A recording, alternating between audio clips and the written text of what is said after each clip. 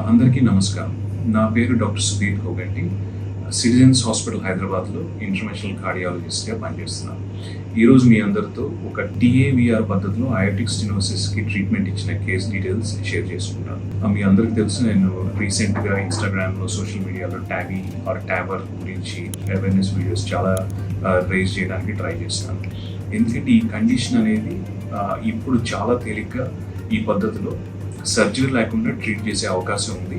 And benefits, patient outcomes అన్నీ కూడా చాలా బాగుంటుంది. ఈ కేసు ఒకటి మీతో షేర్ చేసుకుంటాను.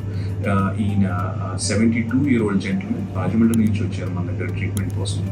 ఈయనకు already 9 years back bypass surgery జరిగింది.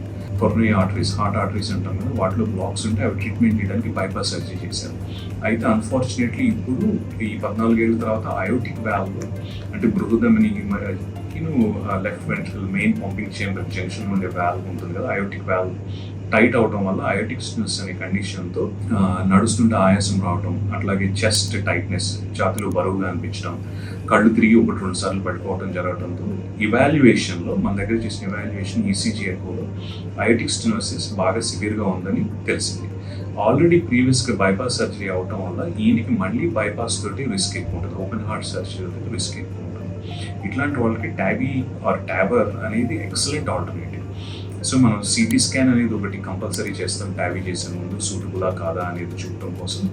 ట్యాబీ CT స్కాన్ చేసిన తర్వాత ఇవాల్యుయేషన్లో ట్యాబీకి పర్ఫెక్ట్లీ సూటబుల్ అనేది తెలిసింది.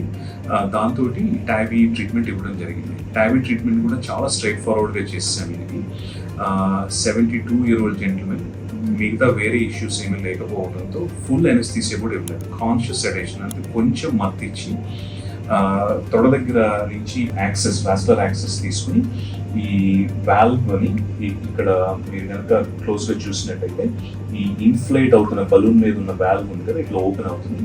ఈ వాల్వ్ని పాత వాల్వ్ మీద ఇంప్లాంట్ చేయడం జరిగింది. ఈ వీడియోలో మీరు ఇంకా చూసినట్టయితే ఇక్కడ స్టర్నల్ రింగ్స్ కనిపిస్తుంది. ఈ రింగ్స్ అన్ని ఏంటంటే ఇంతకుముందు బైపాస్ చేసిన ఆనవాళ్ళు అన్నమాట.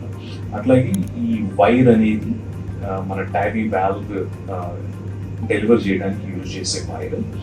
అండ్ ఇక్కడ టెంపరీ పేస్ మేకర్ అనే ఈ వైర్ ఉంది. ఇది టెంపరీ పేస్ మేకర్, ఎందుకంటే ట్యాబీ చేసేటప్పుడు హార్ట్ మూవ్మెంట్ ఎంత తక్కువ ఉంటే అంత మంచిది అన్నమాట.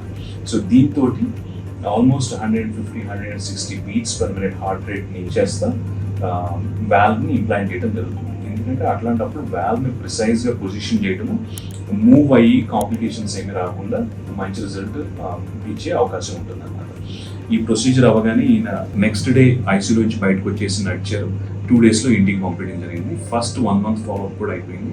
అండ్ రికవరీ అంతా కూడా చాలా ఫాస్ట్గా, చాలా బాగుంది. ఆయనకి ఇప్పుడు ఆయాసం కానీ, ఛాతీలో బరువు కానీ అట్లాంటి సిమ్టమ్స్ ఏమీ కూడా లేవు. మొత్తం అన్ని సిమ్టమ్స్ నుంచి రిలీఫ్ వచ్చింది.